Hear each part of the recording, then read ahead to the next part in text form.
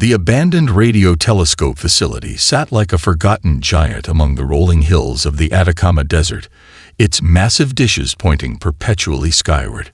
Most researchers avoided the site, a relic of previous funding cuts and technological obsolescence. But Dr. Elena Rodriguez saw possibility where others saw junk.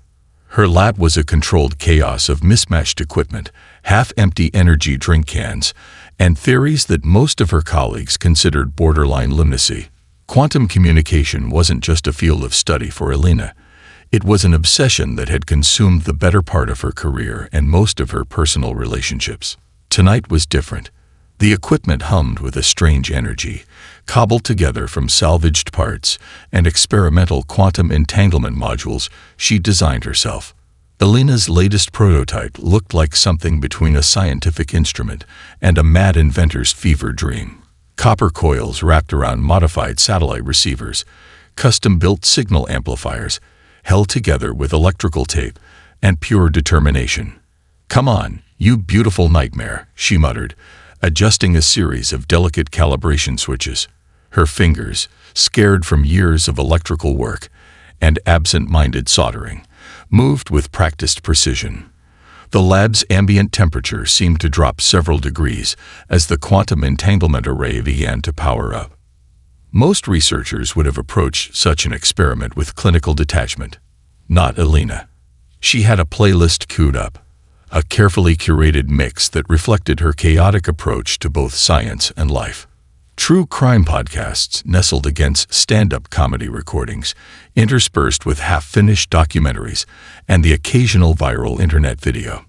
The quantum communication array was theoretically designed to test signal propagation through quantum-entangled particles.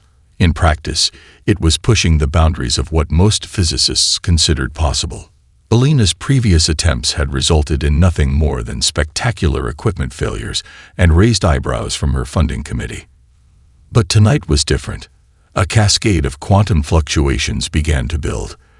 The equipment's standard safety protocols, designed by more conventional minds, started to fail in ways no one could have predicted. Elena's custom modifications began to interact with the quantum entanglement field in a manner that defied current scientific understanding. She was so focused on the readings that she almost missed the first sign something extraordinary was happening. A slight shimmer in the air, barely perceptible. The hair on her arms stood on end. The True Crime podcast playing in the background. A deep dive into an obscure 1970s serial killer case continued to narrate, oblivious to the scientific miracle unfolding. Then the signal happened. It wasn't a typical broadcast. Quantum mechanics allowed for information transfer that transcended traditional communication methods.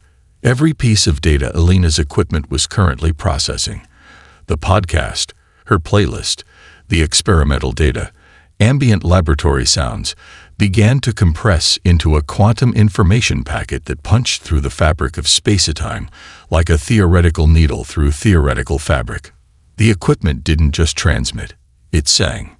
Outside the laboratory, the massive radio telescope dishes, long considered obsolete, came to sudden, unexpected life. Their motors whirred, their positioning systems engaged, all pointing with impossible precision toward a coordinate that didn't exist on any known star chart. Elena noticed nothing unusual. She was too busy laughing at a particularly funny moment in the stand-up comedy segment, her fingers still dancing across the calibration switches.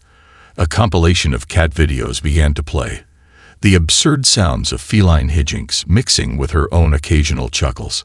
What she didn't know, what no one on Earth could have known, was that her accidental transmission had just become the most significant first contact event in human history. A quantum communication burst carrying the most bizarre cross-section of human culture was about to introduce humanity to the galaxy. And it was going to be absolutely nothing like anyone expected. As the last of the quantum information packets dispersed into the cosmic background, Elena Rodriguez took a triumphant swig of energy drink, completely unaware that she had just changed everything. The Silurian Central Communication Hub was a marvel of architectural and technological precision, a massive spherical structure that floated above the crystalline metropolis of Krelax. Constructed from meta-alloys that could shift and reconfigure based on computational needs, the hub was the nerve center of the Galactic Empire's information network. High Diplomat Zigzarak stood motionless, his iridescent exoskeleton reflecting the cascading holographic displays that now churned with unprecedented chaos. Something had breached their most sophisticated communication filters, a signal so alien, so incomprehensible, that it had triggered every single emergency protocol simultaneously. Containment protocols activated, announced the central AI, its voice a modulated series of clicks and harmonic frequencies. Anomalous transmission detected. Threat level undefined. Junior Analyst Frentok, a recent graduate from the Imperial Communication Academy, watched in growing fascination as the transmission continued to defy every known method of analysis. The signal wasn't just unusual, it was fundamentally impossible according to everything they understood about interstellar communication. Fragments of the transmission began to resolve. A female voice, speaking with rapid-fire enthusiasm about something called a serial killer. Then abruptly, the sound of something falling, accompanied by a burst of laughter. Interspersed were bizarre sounds, what seemed to be the vocalizations of small Earth creatures called cats.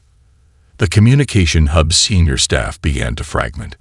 Chief Linguist Kren Moore, a veteran of 1,000 first contact scenarios, found himself unable to categorize the incoming data. His translation matrices, capable of decoding complex communication from thousands of known civilizations, began to overheat and malfunction. "It's not a weapon," declared Senior Security Analyst Paxilon, her multiple eyes blinking in rapid succession. "But it's not communication either. It's something else." Zigzarak moved closer to the primary analysis screen. Decades of diplomatic training had prepared him for countless scenarios, interstellar conflicts, cultural misunderstandings, even potential xenocidal threats. But this was entirely outside any conceivable protocol. The transmission continued to unfold. Now it was a different voice. Male, speaking about something called quantum mechanics with a mixture of technical precision and what seemed like genuine excitement. Then another abrupt shift, sounds of something falling, followed by more of that peculiar human vocalization they were beginning to recognize as laughter. Vrentok's preliminary analysis suggested something extraordinary. This wasn't just a communication, it was a comprehensive cultural download. Every fragment carried multiple layers of information, linguistic patterns, emotional subtext, technological references, and something the analysts couldn't quite define.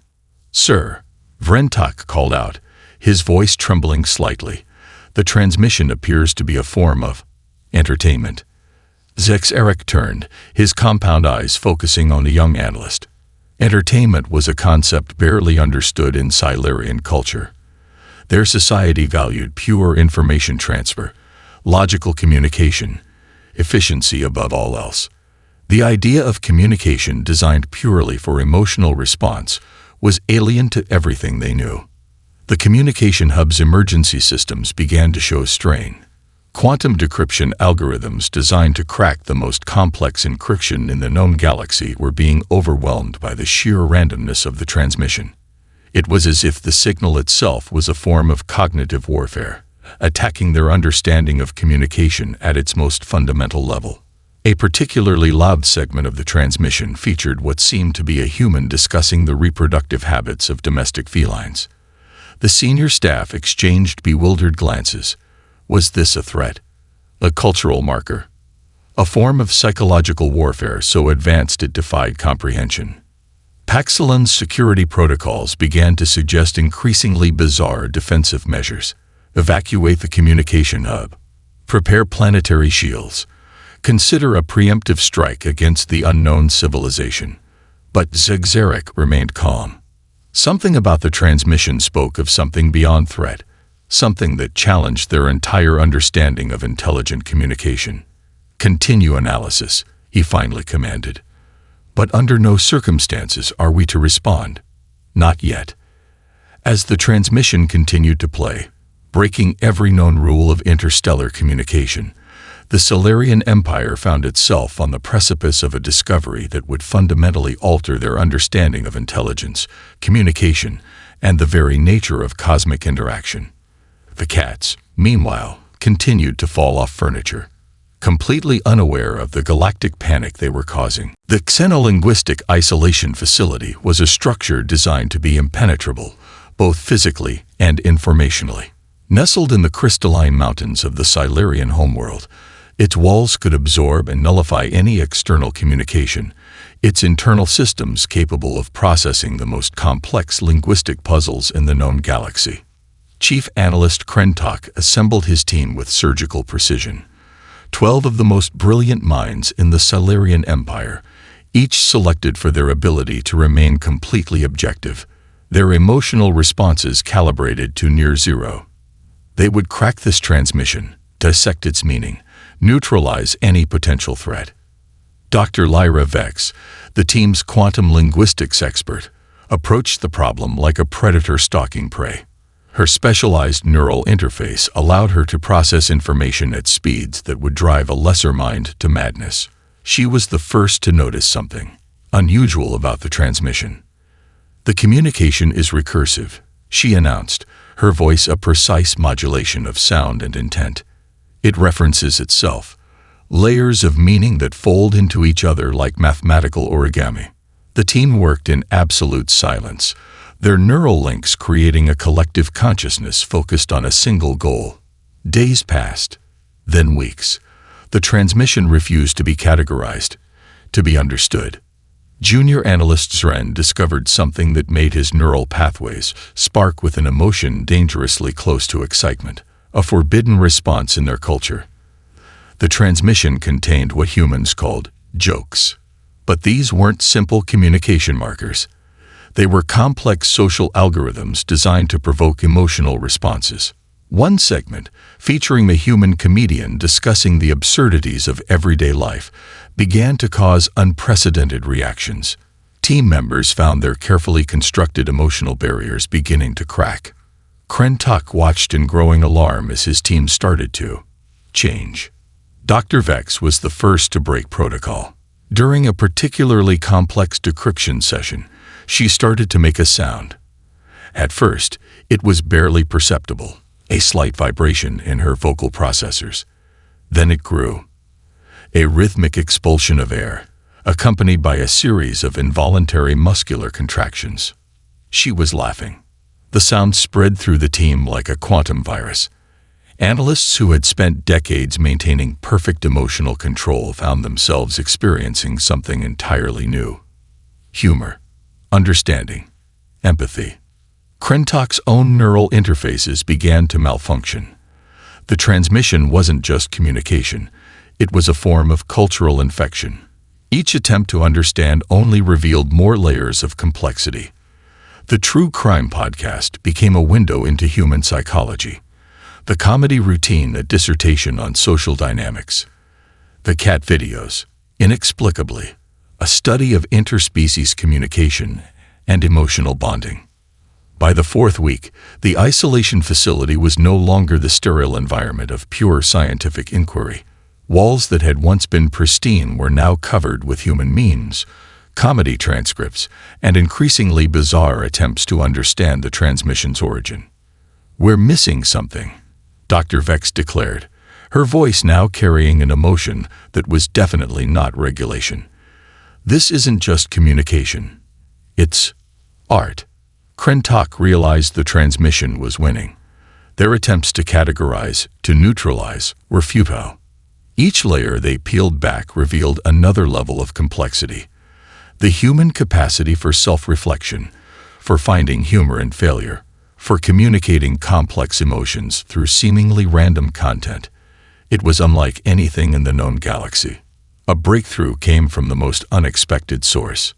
Zren, the junior analyst, discovered that the transmission wasn't just a communication.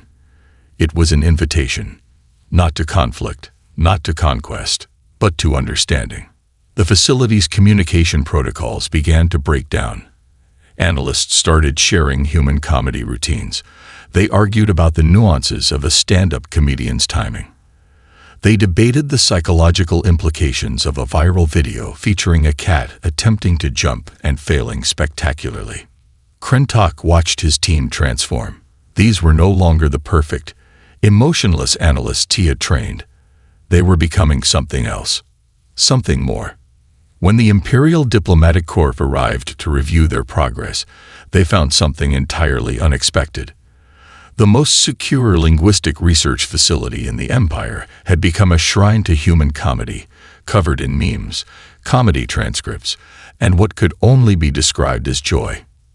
The transmission had won, completely and utterly. And they hadn't even realized they'd been conquered. The Celestial Harbinger was not just a ship.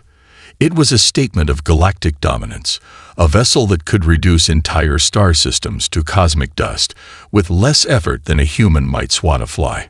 Commander Vrilnax stood on the bridge, his muscular exoskeleton rigid with anticipation, surrounded by the most advanced technological marvel the Solarian Empire had ever constructed.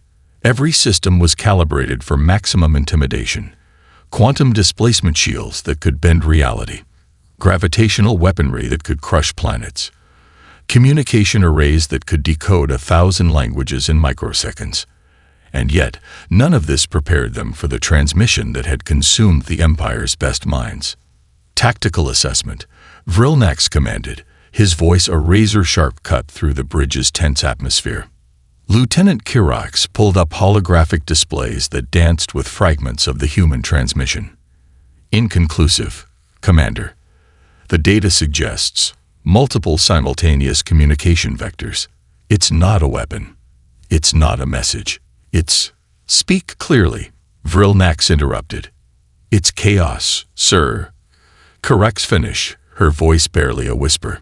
The ship's crew was a powder keg of conflicting emotions. Some were terrified. Others were inexplicably excited. The transmission had infected their collective consciousness like a quantum virus, breaking down centuries of rigid cultural conditioning. Senior Navigation Officer Zrenpak found himself in the most compromising position. During a routine navigation calibration, he had begun involuntarily reproducing human sounds. What they now understood was called laughter. His neural implants flickered, struggling to suppress the emotional response. "I've identified the transmission origin," announced the ship's primary AI, its voice a cold mathematical precision that belied the chaos brewing beneath the surface.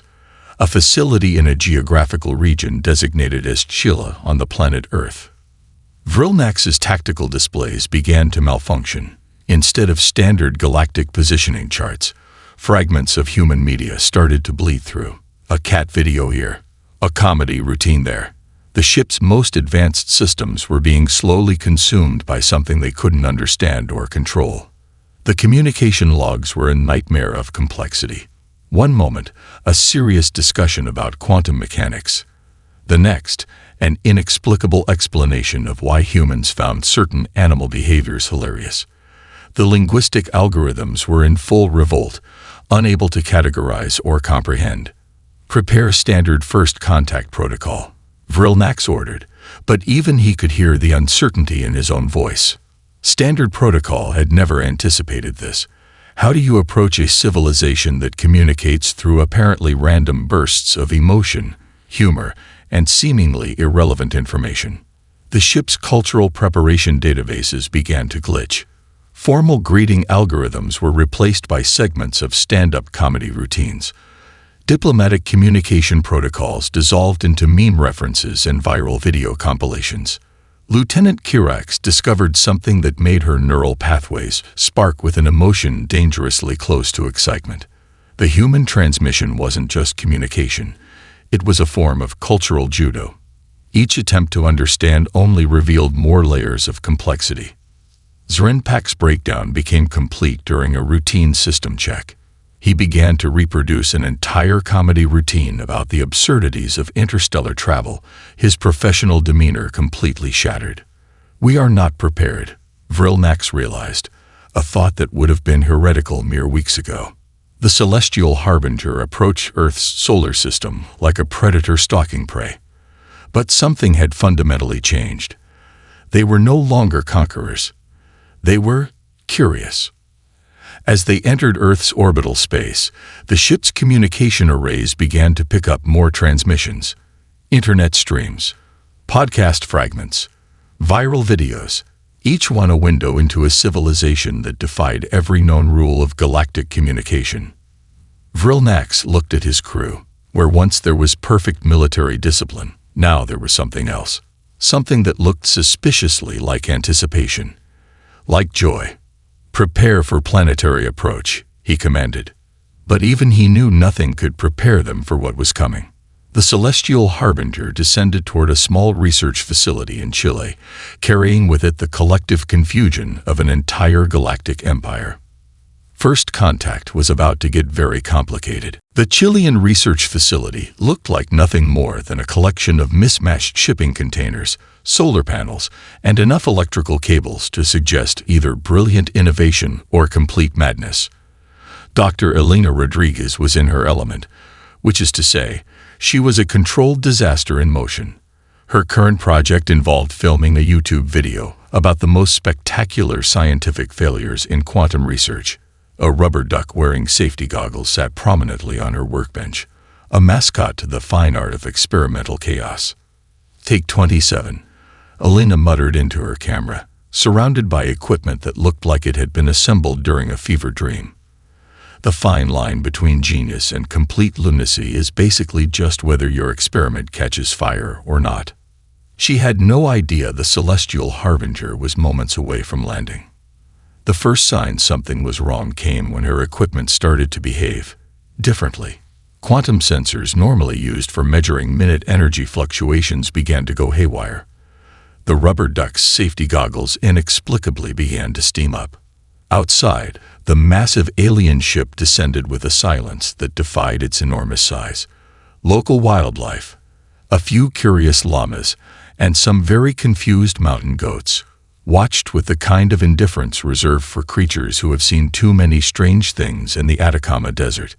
Commander Vrilnax had spent weeks preparing his most impressive first contact speech. It was a masterpiece of diplomatic language, designed to convey strength, curiosity, and the overwhelming technological superiority of the Solarian Empire. He had practiced every inflection, every subtle linguistic nuance. He was not prepared for Dr. Elena Rodriguez. The ship's landing protocols activated with military precision. Stealth fields shimmered. Gravitational stabilizers created a perfect landing zone. The most advanced diplomatic team in galactic history prepared to make first contact. Elena, meanwhile, was in the middle of explaining a particularly complex quantum entanglement experiment to her YouTube audience. So then the particle basically said, "Nope," and decided to exist in two places at once. She laughed, adjusting her slightly crooked safety glasses. Science is basically just arguing with the universe until it gives up. The ship's main hatch opened with a sound that was equal parts technological marvel and dramatic statement. Commander Vrilnax stepped forward, his prepared speech loaded into his communication implants, his posture radiating centuries of diplomatic training. Elena turned, saw the massive alien vessel, and did the only thing that made sense in that moment. She waved. "Hi," she called out, holding up her rubber duck mascot. "I don't suppose you're here about the quantum research grant I've been trying to get." Vrilnax's communication implants went into overdrive. Translation protocols fought with the fragments of human media that had infected their systems. His carefully prepared speech began to fragment, mix with comedy routines, true crime podcasts, and cat videos. What came out was a bizarre combination of diplomatic formality and stand-up comedy. "Greetings," he announced, his voice a mixture of official proclamation and poorly suppressed laughter. "We coming in." A fragment of a comedy routine about workplace mishaps interrupted him. "Peace, and also have you seen this hilarious video about a cat falling off a chair?" Elena blinked, raised an eyebrow, and started to laugh. The rubber duck somehow looked judgmental. Lieutenant Kirax, standing behind Vrilnax, was having her own crisis. Her neural implants were cycling through every possible first contact scenario. And somehow, none of them involved a human scientist in mismatched ladwear, holding a rubber duck, laughing at an alien commander who was slowly losing his professional composure. "I'm going to need more coffee for this," Alina muttered. First contact had officially gone completely off the rails, and they hadn't even gotten to the part about the cats. Inside Alina's makeshift laboratory, chaos became an art form. What should have been a tense first contact scenario devolved into something entirely unprecedented. Commander Vrilnax and his diplomatic team found themselves in a sensory bombardment of human culture that their training could never have prepared them for. Alina, completely unfazed by the massive alien presence, began giving an impromptu tour of her facility. Her whiteboard was a masterpiece of scientific madness. Equations mixed with memes, quantum theory intersecting with pop culture references, and diagrams that looked like they'd been drawn by someone mid-caffeine seizure. "So this," she explained, pointing to a particularly complex diagram, "is basically how quantum entanglement works, or how my last relationship worked. Honestly, there's not much difference." Krentok, the linguistic analyst who had been part of the original transmission research team, found himself struggling to maintain professional composure. The aliens had spent weeks analyzing every fragment of the transmission, and now they were experiencing its source in real time. Alina pulled out a deck of cards against humanity.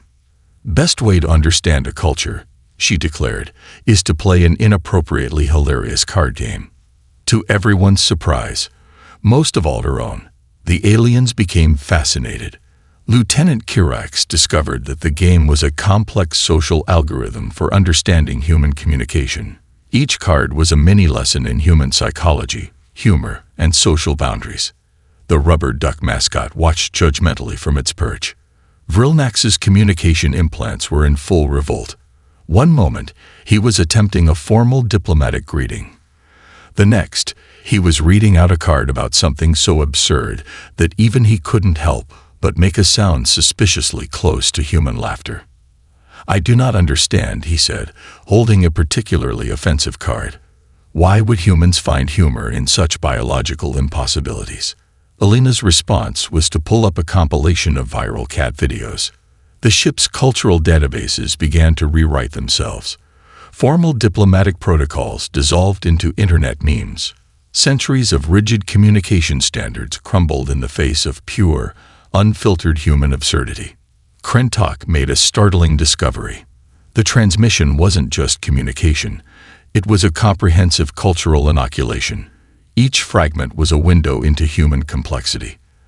The True Crime podcasts revealed human capacity for understanding darkness. The comedy routines showed their ability to find light in the most challenging circumstances. The cat videos, well, the cat videos were just inexplicable. "Your species," Vrilnax found himself saying, "is fundamentally impossible." Alina grinned. "Takes one to know one, buddy."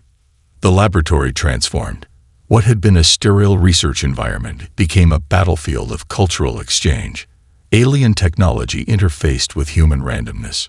Sophisticated communication arrays played alongside YouTube compilation videos.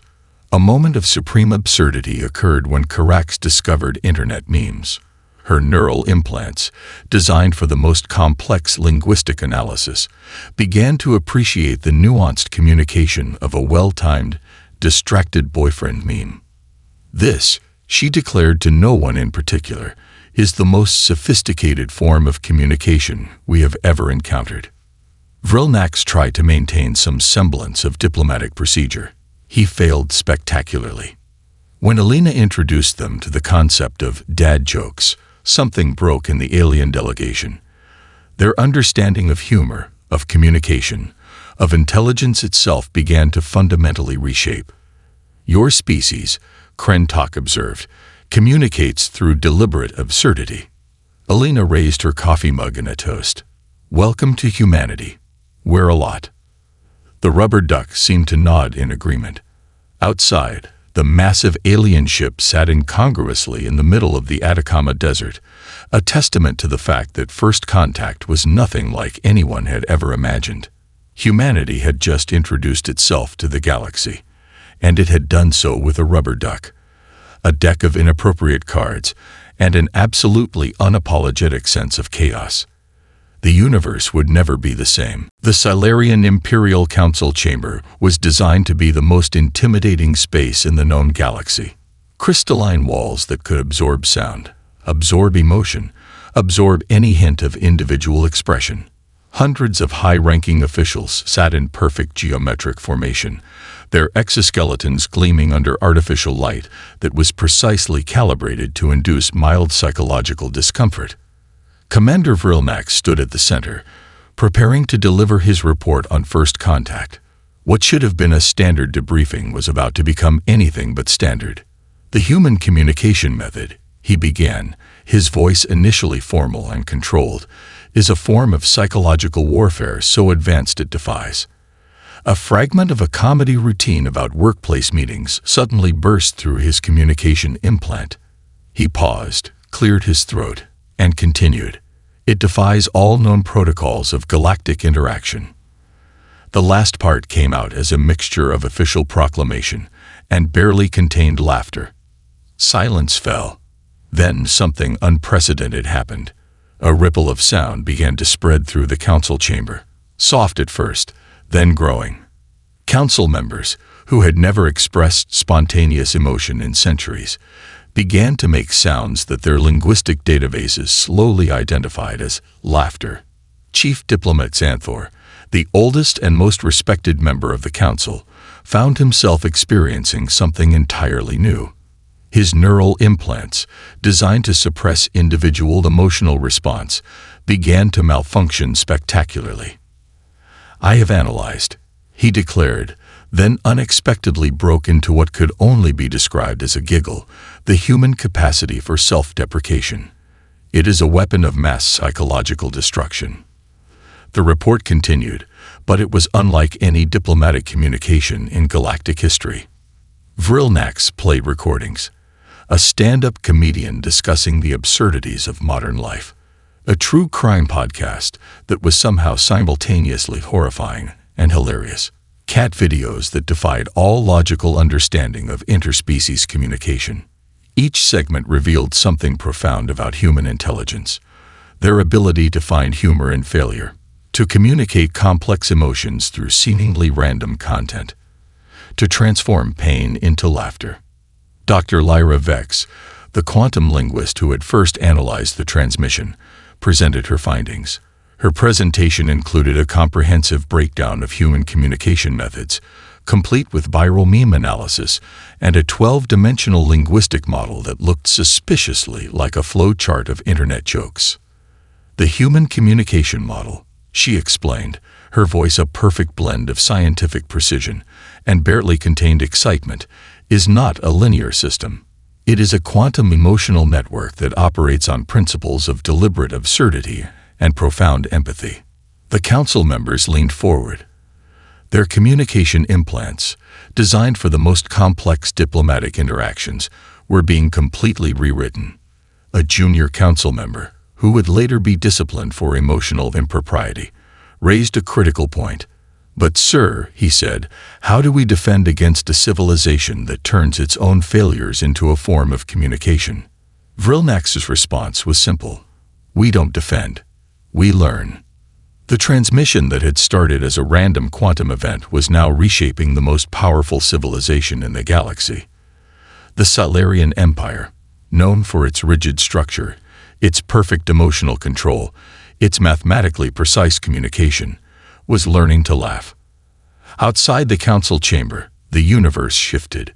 Somewhere, Dr. Elena Rodriguez was completely unaware that she had just fundamentally altered galactic communication protocols with a rubber duck, some quantum equipment, and an absolutely unfiltered approach to scientific research. Chief Diplomat Xanthor made a decision that would be remembered in galactic history. "We will establish a new diplomatic protocol," he declared. "The Laughter Initiative." The rubber duck, had it been present, would have approved. Humanity had not conquered the galaxy through force. They had done something far more powerful. They had made the most advanced civilization in existence understand the power of finding humor in the absolute chaos of existence. And they had done it completely by accident. 5 years after the most accidental first contact in galactic history, the Solarian embassy on Earth looked nothing like anyone could have predicted. Located in downtown San Francisco, the embassy was a riot of color, technology, and pure unbridled chaos. Holographic displays mixed with internet meme generators. Diplomatic briefings were punctuated by stand-up comedy routines. The waiting area featured a mandatory humor calibration station, where visitors, both human and alien, were required to watch comedy compilations before any serious discussion could begin. Dr. Elena Rodriguez had become, quite accidentally, humanity's most important diplomatic asset. Her official title was Principal Investigator of Interspecies Communication and Quantum Anomalies, which was a fancy way of saying she was the universe's first professional chaos diplomat. Today, she was preparing for a critical galactic summit. Her preparation involved exactly what one might expect: a cup of extremely strong coffee, a rubber duck wearing diplomatic credentials, and a carefully curated playlist of the most ridiculous internet content humanity had to offer. Commander Vrilnax entered, his once rigid posture now carrying a hint of what could only be described as a potential dad joke brewing just beneath the surface. "We have a situation," he announced, then paused dramatically. "A diplomatic situation that requires maximum absurdity." Elena raised an eyebrow. "Is this a diplomatic mission, or are we planning a comedy special?" "Yes," Vrilnax responded without missing a beat. The Galactic Diplomatic Corps had been completely transformed. What was once a rigid, emotionless bureaucracy was now the most dynamic communication network in the known universe. Species that had been in conflict for millennia were now finding common ground through shared laughter, through the ability to find humor in their own limitations. Dr. Lyra Vex, now the lead cinelinguistic researcher, had developed an entire scientific discipline around what they called emotional quantum communication. Her groundbreaking research suggested that humor was not just a communication method, it was a fundamental form of intelligence. The summit today would decide the fate of 3 potential conflict zones. Instead of traditional diplomatic negotiations, they would be resolved through a series of comedy competitions, improvisation challenges, and the ability to laugh at one's own cultural shortcomings. The Jovian conflict, Vrilnax explained, pulling up holographic displays, can be resolved if we can get the Europan delegation to understand the concept of a dad joke. Elena took a long sip of coffee. Challenge accepted. The rubber duck seemed to wink. Their approach was revolutionary. Traditional diplomacy relied on threats, negotiations, complex treaties. The new galactic diplomatic model was simple. If you could make someone genuinely laugh, not at them, but with them, you could resolve almost any conflict. The Solarian Empire had become something entirely new. Their technology now incorporated what they called adaptive humor algorithms. Their ships were equipped with comedy generators. Their communication arrays could now transmit not just information, but emotional resonance. "We've traced the origin of the communication breakthrough," Vrilnax said, pulling up the original quantum transmission. "It was pure chaos, pure human." Elena grinned. "We're good at that." The summit began. Delegates from a dozen different species gathered. Holographic displays flickered. Translation algorithms hummed. And then something magical happened. A Europan diplomat attempted to make a joke about gravitational anomalies. It was terrible. Objectively, scientifically terrible. But it was an attempt. And in that attempt, centuries of conflict began to dissolve. Laughter filled the chamber. Not polite diplomatic laughter. Real, genuine, universe-changing laughter. The rubber duck, somehow, looked proud. Dr. Elena Rodriguez realized something profound in that moment. Humanity's greatest strength was never its technology, never its military might. It was the ability to find humor in the absolute chaos of existence, to look at the universe's complexity and respond not with fear, but with a joke. As the summit continued, with species finding common ground through comedy, Alina raised her coffee mug in a silent toast. To chaos, to humanity, to the universe's most unexpected diplomats. The rubber duck agreed.